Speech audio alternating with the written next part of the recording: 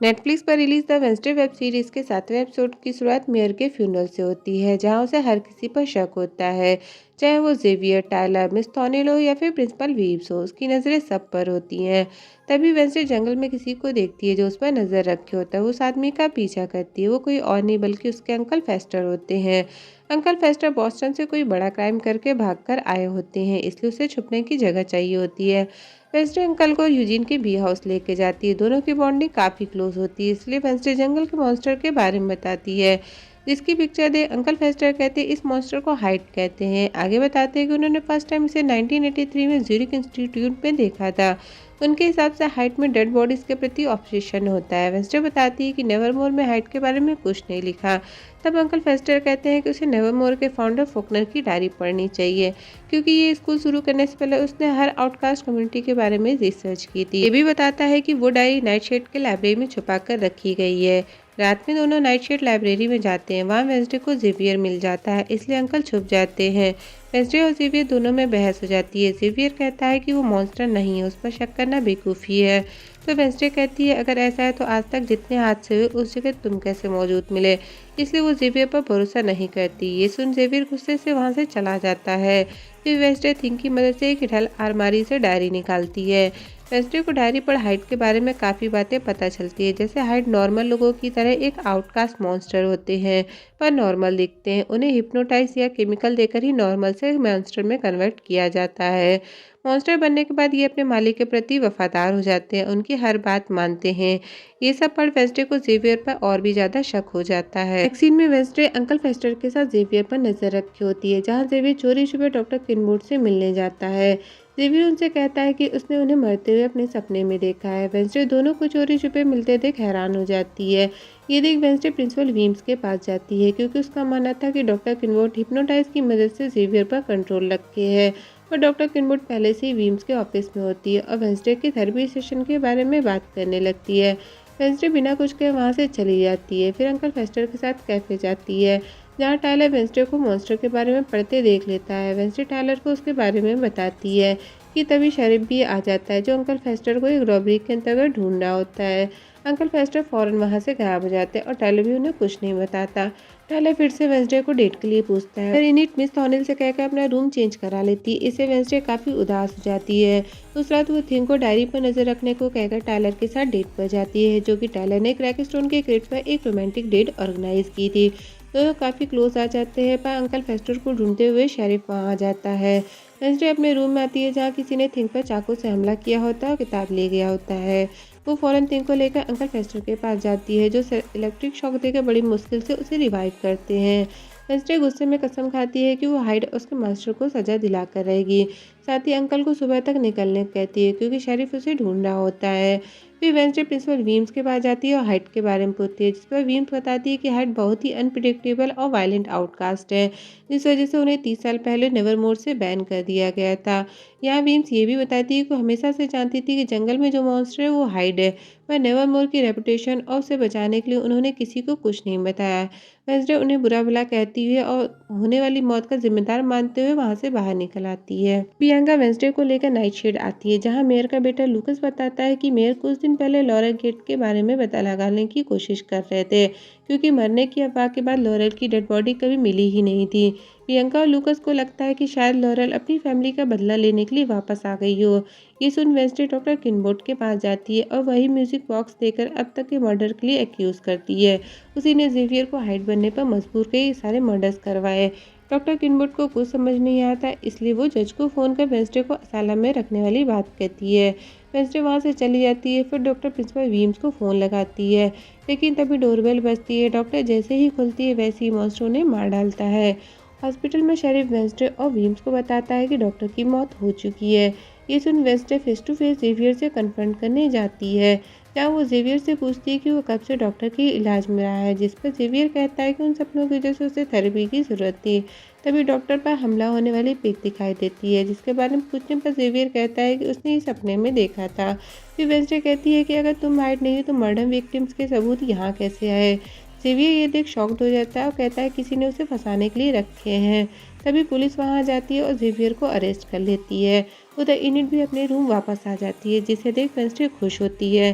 तब इनिट उससे टायलर के साथ डेट पर जाने वाली बात पूछती है, जिससे सुन वेंसडे उस समय टायलर से मिलने जाती है, क्योंकि वो भी टायलर को पसंद करने लगी थी, इसलिए वो टायलर को किस करती है। लेकिन तभी उसे विजन दिखाई देता है, जिसमें वो टायलर को मॉन्स्टर बनते हुए और डॉक्टर किनबोर्ड को मारते हुए देखती है। वेंसडे समझ जाती है कि हाइड जेवियर नहीं बल्कि टायलर है, और वहाँ से बिना कुछ कहे निकल जाती है। बारी है इस सीरीज के क्लाइमेक्स एपिसोड की, जहाँ वेंसडे टायलर को मिलने जंगल में बुलाती है और कन्फ्रंट करती है कि उसे मालूम है कि एक्चुअल हाइड वही है, क्योंकि जब वो ओल्ड मीटिंग हाउस को ढूंढने निकली थी तब उसे पता था कि वो यहाँ आ रही है, इसलिए उसका पीछा किया। फिर रेवन पार्टी वाले दिन उसकी और यूजिन की केव वाली बात सुन ली थी, इसलिए डॉक्टर किनबोर्ड के हाथों केव में आग लगवा दी और यूजिन को मारने की कोशिश की, और गेट मेंशन में किसी का शक उस पर ना आए इसलिए खुद को चोट पहुंचाई। वो टायलर से पूछती कि उसने अपने ही मास्टर डॉक्टर किनबोर्ड को क्यों मारा। ये सारी बातें सुन टायलर शॉक्ड हो जाता है और इनोसेंट बन के कहता है कि तुम मुझ पर ये इल्ज़ाम क्यों लगा रही हो। सच उगलवाने के लिए वेंसडे अपने साथ नाइट शेड के मेंबर्स को लेके आती है और जेवियर की पेंडिंग रूम में एक कुर्सी से बांध देती है। वेंसडे यहाँ रिवील करती है कि टायलर की माँ नेवरमोर की स्टूडेंट थी और वो भी एक हाइड थी। तुम्हारे अंदर भी ऐसे गुण ना आए इसलिए तुम्हारे पिता सिर्फ तुम्हें लेके पॉजिटिव रहते हैं। फिर वेंसडे इलेक्ट्रिक शॉक देकर टायलर को हाइड बनने के लिए टॉर्चर करती है, जिसके लिए बाकी लोग मना करते हैं, पर वेंसडे नहीं मानती। इसलिए सभी ये बात जाके प्रिंसिपल वीम्स को बता देते हैं और वीम्स शेरी को फोन करके ये बात बताती है। फौरन वहां जाकर अपने बेटे को छुड़वाकर पुलिस स्टेशन आ जाता है और एक रिकॉर्डिंग सुनता है, जिसमें डॉक्टर किनबोर्ड कहती है कि टायलर बहुत ही कोल्ड और डिटैच बिहेव करने लगा है। शायद टायलर की माँ की मौत ने टायलर को बहुत ही अंदर जख्म दे दिए हैं। फिर वेंसडे शेरिफ से कन्फ्रंट करती है कि उन्हें शुरू से पता था कि असली हेड उनका अपना बेटा है, लेकिन फिर भी उन्होंने कोई एक्शन नहीं लिया। इस पर शेरिफ कहता है कि असली हेड जेवियर है, उसका सबूत भी मिल चुका है। वेंसडे जब जाने लगती है तो लास्ट बार टायलर उससे मिलता है और कहता है कि उसे हमेशा से पता था कि वो ही हाइड है। शुरू में उसे इन मर्डर्स के बारे में याद नहीं रहता था, पर अब उसे ये मर्डर्स करने में मजा आता है। साथ ही वॉर्न करता है कि अब कुछ बहुत ही बुरा होने वाला है, जिसे वो रोक नहीं पाएगी। अगले सीन में वेंसडे को प्रिंसिपल वीम्स के साथ देखते हैं, जहाँ वीम्स उस पर गुस्सा करती है और उसे स्कूल से निकाल देती है। वेंसडे लास्ट टाइम वीम्स को समझाने की कोशिश करती है कि असली हाइड टाइलर है और नेवरमोर पर भी खतरा है, पर वीम्स उसकी बात को अनसुना कर अपने दोस्तों को गुड बाय कहने को कहती है। फिर वेंसडे जेवियर से मदद लेने जाती है, जिस पर जेवियर उस पर गुस्सा करता है और कहता है कि तुमने हमेशा मुझ पर शक किया, मेरी बात पर कभी भरोसा नहीं किया, मेरी लाइफ बर्बाद कर दी। तुम्हें नेवरमोर और जेरिको छोड़कर चले जाना चाहिए, क्योंकि असली खतरा अगर आएगा तो वो तुम्हारी वजह से आएगा।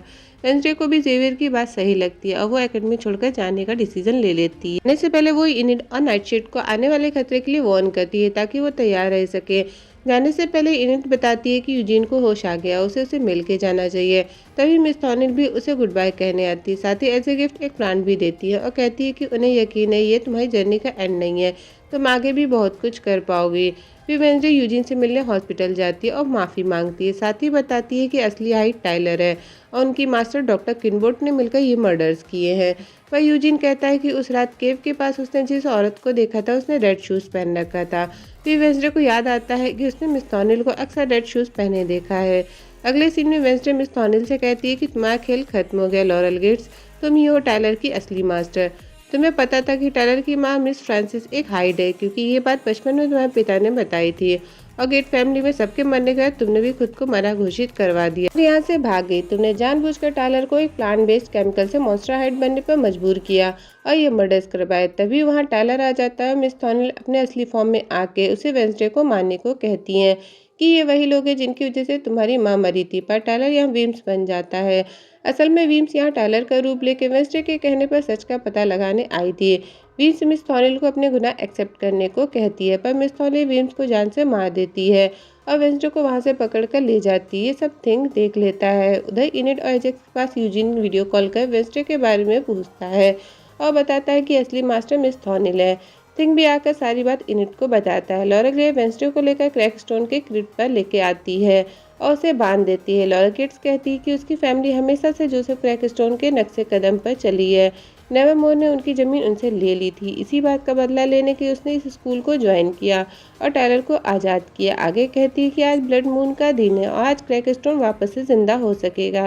वेंसडे उसके हाथ में बुक ऑफ शैडो देखती है और पूछती है कि उसे यहाँ क्यों लाया गया, जिसके जवाब में लॉरेल गेट्स कहती है कि उसकी पूर्वज गुडी एडम ने क्रैकस्टोन को सिर्फ मारा ही नहीं था, बल्कि उसकी आत्मा को शापित भी कर दिया था ताकि वो कभी आज़ाद ना हो पाए। और वेंसडे ही वो की है जिसके ब्लड से गुडी के लॉक को अनलॉक किया जा सकता है। तब वेंसडे को गुडी की वाली बात याद आती है। दूसरी तरफ शरीफ जेवियर को लेकर जंगल आता है। तभी पुलिस स्टेशन से कॉल आता है कि नेवरमोर में कुछ प्रॉब्लम हो गई जिसके लिए उन्हें निकलना होगा। लॉरा गेट्स वेंसडे के खून और बुक की मदद से क्रैकस्टोन को जगाती है और लॉरा गेट्स के द्वारा कलेक्ट विक्टिम के बॉडी पार्ट की मदद से जोसेफ दुनिया में वापस आ जाता है।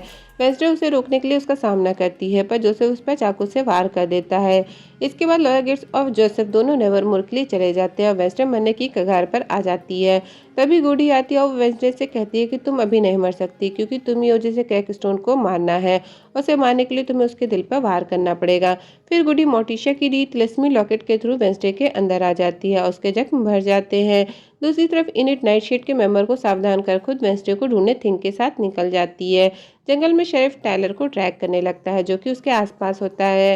वेंसडे भी वहां से निकल नेवरमोर के लिए जाती है। रास्ते में टायलर उसे हाइड बनकर उस पर हमला करता है लेकिन तभी इनिट फाइनली वेयरवुल्फ बन हाइड से लड़ती है और वेंसडे को बचाती है।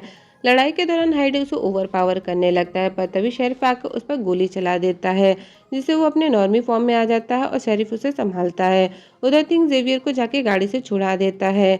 इसी बीच जोसेफ और लॉरेल गेट भी नेवरमोर पहुंच जाते हैं जहाँ नाइट से सभी स्टूडेंट को अपने सायरन सॉन्ग से बाहर निकालने लगते हैं। वेंसडे वहां पहुंच तलवार उठा लेती है और जेवियर अपने एरो से जोसेफ पर वार करता है पर जोसेफ अपने पावर से उस तीर को वापस उसी की तरफ मोड़ देता है। इस वॉर को वेंसडे अपने ऊपर लेती है और स्कूल को खाली कराने में बाकियों की मदद करने को कहती है। वेंसडे और जोसेफ के बीच लड़ाई होने लगती है। तभी बियांका पीछे से जोसेफ पर तलवार से वार करती है और वेंसडे आगे से उसके दिल पर वार कर फाइनली उसे खत्म कर देती है। अंत में लॉरा गेट वेंसडे को मारने की कोशिश करती है पर यूजिन अपने बीच से उस पर अटैक करवा देता है और वेंसडे उसे भी मार देती है। फाइनली वेंसडे इनिट को गले लगा लेती है। इस तरह सब सेमेस्टर ब्रेक होने पर अपने घर जाते हैं जहाँ इनिट वेंसडे को अपने घर इनवाइट करती है तो वहीं जेवियर अपनी जान बचाने के लिए धन्यवाद करता है, उसे एक फ़ोन गिफ्ट करता है। गाड़ी में जाते हुए वेंसडे उस फ़ोन को चलाती है जहाँ कोई उसके फ़ोटोज़ भेजता है और लिखता है आई एम वॉचिंग यू। वो समझ जाती है कि कोई उस पर नज़र रखे है।